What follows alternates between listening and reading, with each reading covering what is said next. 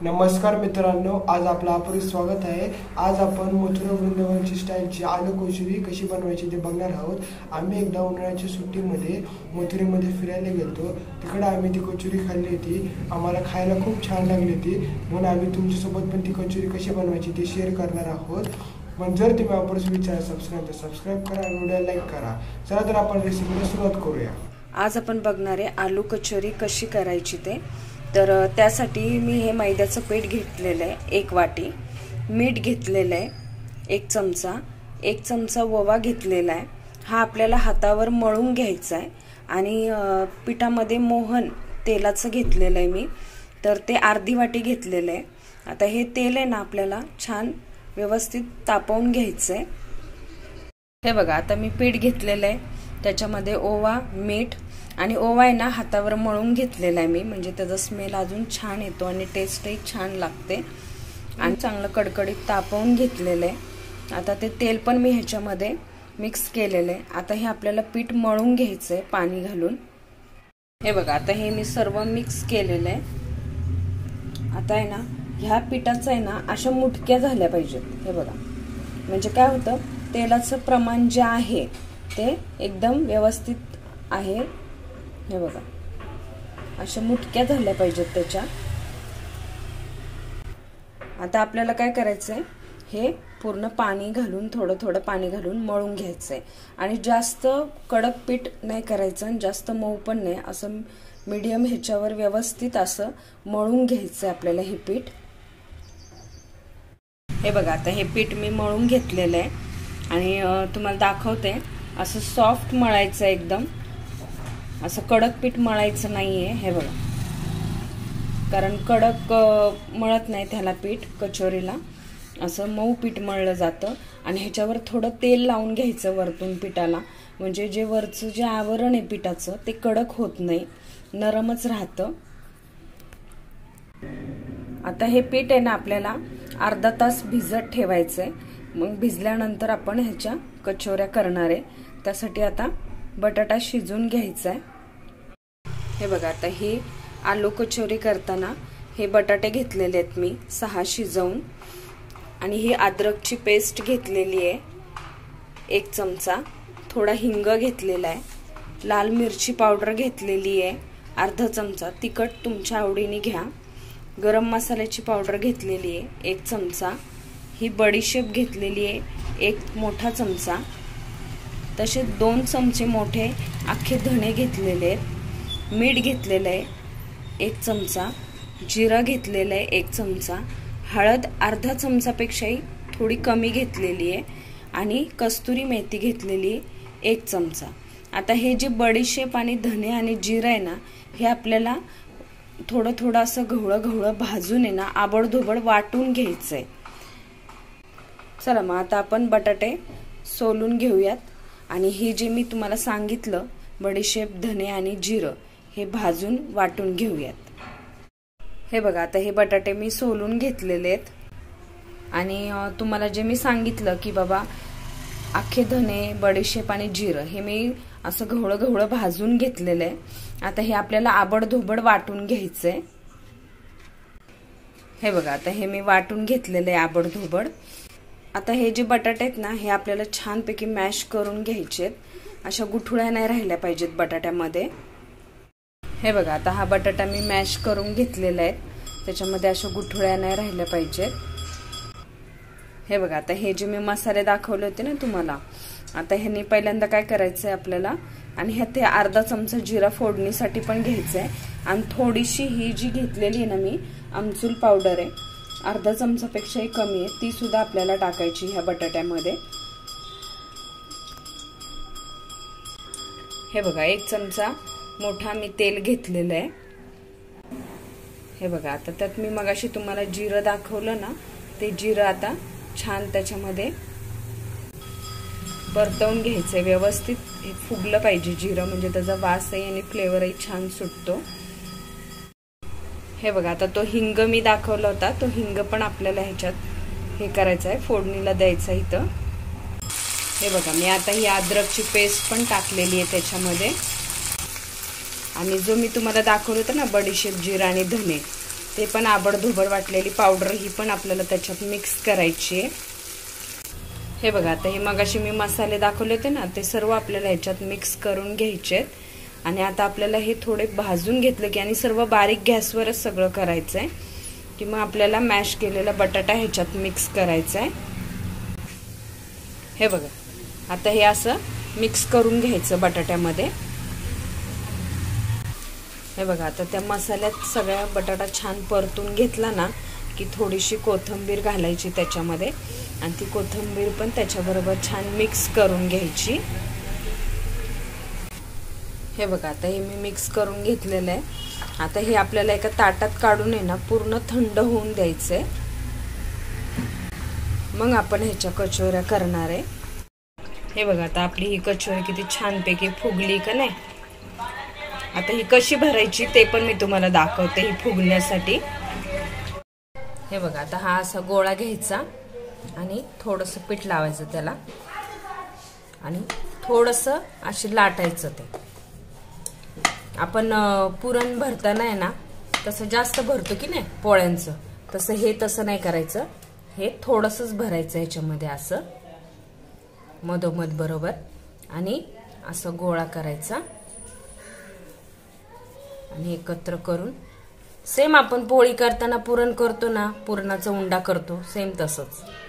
आणि हे दाबायचं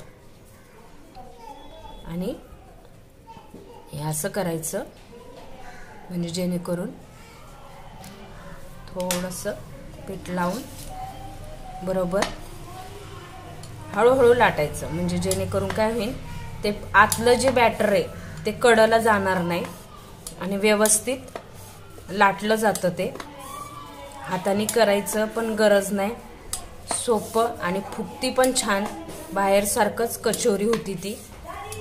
हे बघा बॅटर पण बघा कसं मध्ये आलंय की नाही, एकदम हलक्या हाताने घ्यायचं।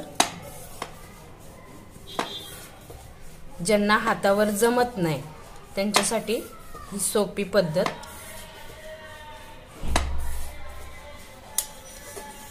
बघा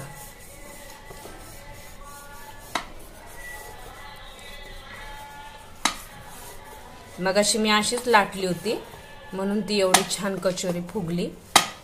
बघा हे बघा आता मी तेलात टाकलेली ही बघा कशी आली की नाही वरती, आता ती हळूहळू फुगत जाईल। हे बघा आता फुगली की नाही दोन्ही बाजूनी पूर्ण। हे बघा मगाशी पण एक तुम्हाला तळलेली दाखवली होती, आता परत ही दुसरी मी लाटून तुम्हाला तळून दाखवली। हे बघा आता हे मी तुम्हाला फोडून पण दाखवते। बघा हे का कशी फुगली, आतलं बॅटर पण किती छान आहे। हे बघा बघितलं किती छान ते आतमध्ये बॅटर पण आहे आणि पूर्ण कचोरी पण किती छान फुगली ते। हे बघा आता ही पालकाची ग्रेव्ही कशी करायची ते मी दाखवते। मथुरेला पालक कोथिंबीर टाकून किंवा नुसतं रस्सा आणि बटाटा टाकून त्याचं असं हे केलं जातं भाजीसारखं आणि त्याच्यामध्ये त्या कचोऱ्या फोडून टाकल्या जातात आणि त्या डुबवून त्याच्यामध्ये खाल्ल्या जातात। खूप टेस्टी लागतं हे, ही मथुराची स्पेशालिटी आहे।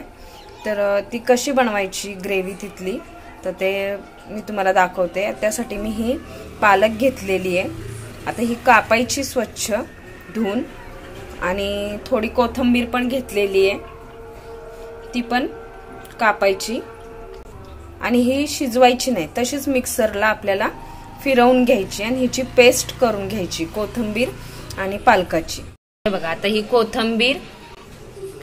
कोथिंबीर आणि पालक ही अशी मी शिजवून वगैरे घेतलेली नाहीये पालक, तसंच मिक्सरमध्ये त्याची पेस्ट करून घेतलेली आहे।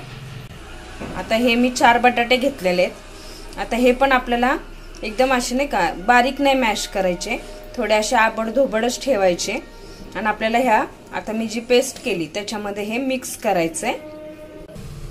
हे बघा आता हा बटाटा पण मी एकदम मॅश नाही केलेला बारीक, आपले थोडं थोडं त्याचे असे तुकडे वगैरे नाही का एकदम बारीक नाही करायचा, आबडधोबडच असा बटाटा ठेवायचा, तो पण आपल्याला ह्याच्यात मिक्स करायचा आहे। आता हे बघा आता त्याच्यामध्ये हे मसाले टाकण्यासाठी घेतलेले आहे मी, तर ही 2 चमचे कस्तुरी मेथी घेतलेली आहे, हे 1 चमचा मोठा धणे पावडर घेतलेली आहे, अर्धा चमचा हळद घेतलेली आहे, मिरची पावडर तुमच्या अंदाजाने घ्या तिखट, ही मी 1 चमचा घेतलेली आहे, चाट मसाला मात्र 1 चमचा घ्यायचा आहे, ही काळी मिरी पावडर घेतलेली आहे अर्धा चमचा, 1 चमचा चाट मसाला घेतलेला आहे, 1 चमचा गरम मसाला घेतलेला आहे।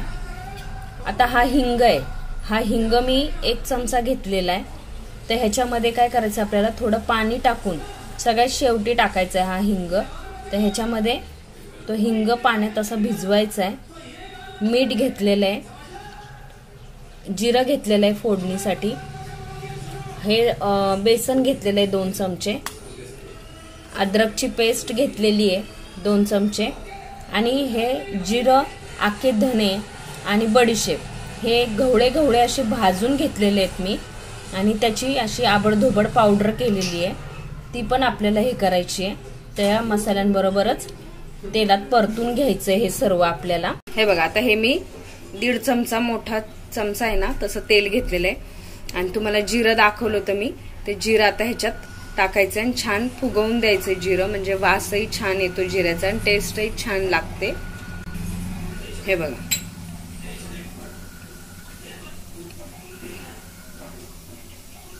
हे बघा, आता हे मी जे बेसन घेतलं होतं ना ते पण ह्या तेलामध्ये छान परतून घ्यायचंय आपल्याला।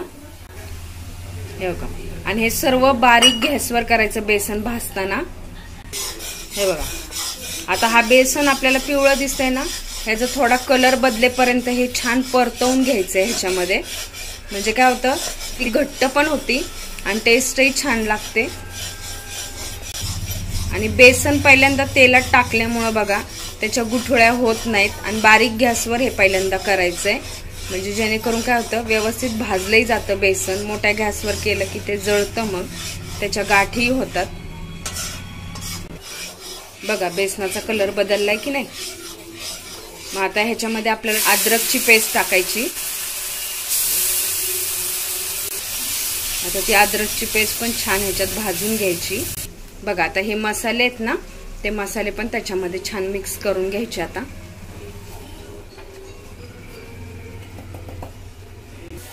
हे बघा, आणि हे सर्व बारीक गॅसवरच करायचंय, मोठा गॅस करायचा नाही, नाही तर ते मसाले पण जळून जातात आणि मग असं करपट त्याला वास येतो आणि खायला पण तसंच लागतं।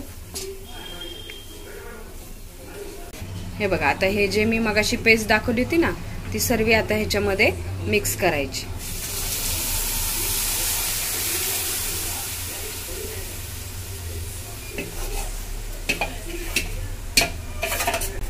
हे बघा, आता मी मगाशी दाखवलं होतं तुम्हाला बडीशेप, जिरं आणि आखे धने वाटलेले आबडधोबड, ते पण आता वरून ह्याच्यावर मिक्स करायचे,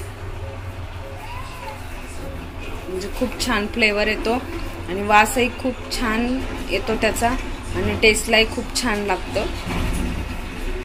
हे बघा, मीठ मी घेतलेलं आहे, आता मीठ पण टाकायचंय। मीठ आणि तिखट तुमच्या अंदाजाने घ्या, तुमच्या आवडीनुसार। आता ह्याला छान उकळी येऊन द्यायची आपल्याला। बघा किती घट्ट झालंय, आता मला ह्याच्यामध्ये पाणी ओतावं लागेल, कारण बेसनामुळे काय होतं घट्टपणा येतो त्याला। तुम्हाला कसं घट्ट पातळ पाहिजे, पण शक्यतो पातळच असते ही ग्रेव्ही, खायला खूप टेस्ट लागते पातळ असल्यामुळे। हे बघा, आता ते मी तुम्हाला हिंग दाखवलं होता ना, तो सुद्धा आता आपल्याला ह्याच्यात मिक्स करायचा आहे। हे बघा, आता उकळी आल्यावरच ते हिंगाचं पाणी आणि तो हिंग टाकायचा आहे। आता हा बारीक गॅसवर अर्धा तास हे असं शिजवून द्यायचं, म्हणजे काय होतं तो बटाटा ते सगळं व्यवस्थित त्याच्यामध्ये मिक्स होतं। हे बघा, आता ती ग्रेव्ही आपली तयार झालेली आहे। आता ह्याच्यावर मी तडका दिलेला आहे, जिरं आणि मिरची पावडर आणि लाल मिरच्या घेतलेल्या आहेत त्या तेलामध्ये, त्याची फोडणी देऊन ती हा तडका ह्याच्यात मिक्स केलेला आहे।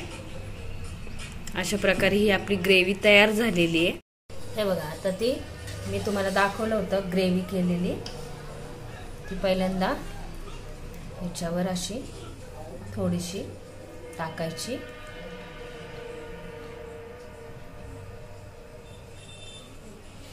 आणि मग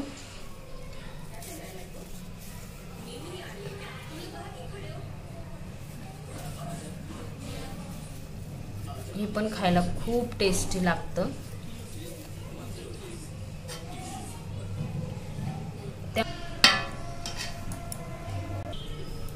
हे बघा, असं मथुरेमध्ये असंच करतात, तिथलं हे त्यांची स्पेशालिटी आहे ही।